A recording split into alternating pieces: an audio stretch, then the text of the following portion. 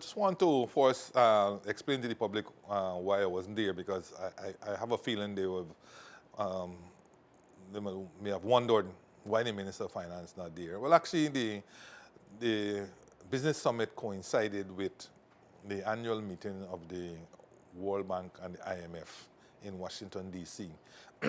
Of course, annual meeting is held annually, and it's held around that time.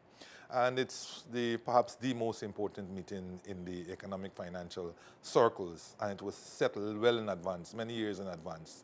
So it's just unfortunate that the business summit was there, and I am sorry that I wasn't there, because many of the questions posed and so on that I would have been able to answer quite easily, because some of the questions beg another question indeed. But I'll leave it at that, essentially.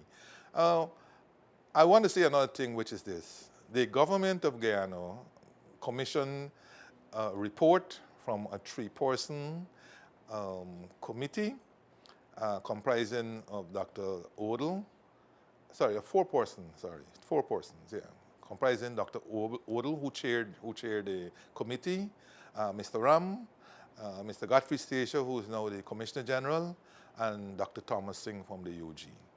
And this report, as you know, was presented to the government in January of 2016. Just as an aside, I would believe that the government as a client and the four distinguished gentlemen as the persons who did the report would agree that it should be the client who makes available the report and the discussions therein. I do not believe that individually or collectively the report is owned by any of those individuals. And so I was kind of surprised reading the newspapers to see Mr. Ram giving the impression as if this report was either his or he had owned it or so on. And the last point I want to make is that recommendations and advice given to a client are just that. They are recommendations and their advice. It is for the client to use any or all of the recommendations or advice given, or it is the client who will either, in using any or all, can use it in full or variants of them or none of them at all. So again, for Mr. Ram to give the impression that they made recommendations and the government did not implement them and so on and so forth is again begging the question. It is the executive's sole authority, purview, within which implementing recommendations and advice, within which it falls. So having said that, okay, I've seen where Mr. Ram is claiming, I hope they haven't quoted him incorrectly, but that Mr. Jordan Guyana Times had a byline suggesting that Mr. Jordan was advised not to tax electricity and water. Well, first thing I want to say to the public is that, look, there were two reports that were done. One by the Tax Reform Committee. I said in Parliament last year on the budget debate in 2017 that we were uncomfortable with the Tax Reform Committee's report, with some of the recommendations that were made. And we were also uncomfortable with the recommendations from the standpoint that we didn't think some of them were really thought through, fully studied. So we approached CARTAC, which is the Caribbean Technical Assistance Center, which is a body of the International Monetary Fund, to do another report on the VAT. And they did this report, so we have two reports in front of us with two sets of recommendations. Some of the recommendations coincide, some of them vary, and so forth.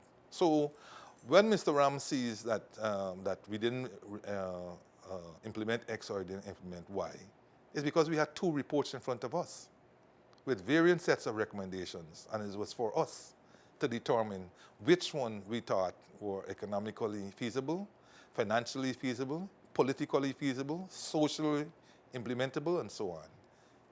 I remember the Tax Reform Committee report, for example, has, we should tax pensions. Now, where in Guyana will that be socially implementable? I mean, taxing private education causes a furor. Can you imagine what tax and pensions will cause in Guyana? So we refused to do it. You know, it wasn't socially feasible. There's a claim that the tax reform report, committee report, never said tax water and electricity. I raised this issue in Parliament during the debate, but I think the report is somewhere there, and I want to just read exactly what the tax reform committee report recommended. This is the tax reform committee report, and it recommended at page 14, in part, it says, quote, the water and electricity authorities should determine the levels of consumption required for an average household. VAT should be applied to levels above this amount. The CARTAC report that I just alluded to, and this is the CARTAC report here, it says here at page 7, quote, tax all fuels, electricity and water and sewage services at the standard rate that we will be implementing. And the rate that we implemented was 14%. So here you have two recommendations, both of which saying tax water and electricity. But then one of the authors of the report is alleged to have said no such recommendation was made. But you know, I'm not here to refute or any such thing. I am indicating to you that we have two reports with varying recommendations, and it is the executive that had to make the call, and the executive made the call.